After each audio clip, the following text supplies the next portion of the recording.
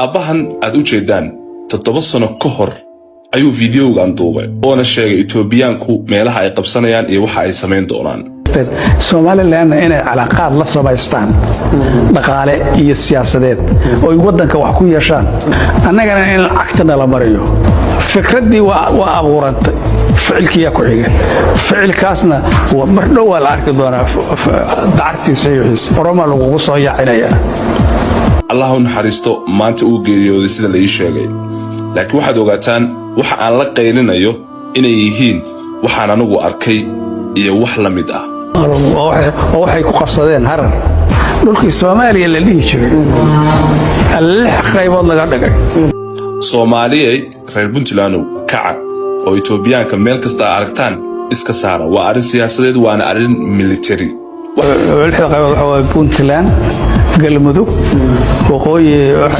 Hirshabeelle koonfur galbeed Jubbaland iyo Banaadir waa lixdaba waxa sameeyay qabqablayaalka dagaalka waad aragtaan in Etoobiyaanku ay Puntland dhulkeedii oo dhan ay lug ku soo galayaan Puntland kaliya maaha maamul goboleedyada oo dhan oo u dhow galmudug intaba kulli lug ay ku galayaan xuduudda kaliya ay naga soo galayaanna ama sida kaliya ay naga soo galayaanna waa in lug nagu soo galaan arin kale ayaa ii sheegaya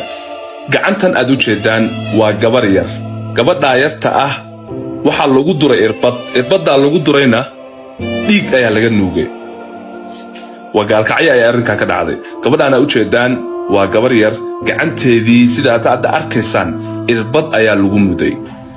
dhiigna waa laga shubtay waxaan idinka codsanayaa inaydan dayalsan hadalka maanta aniga idin leeyahay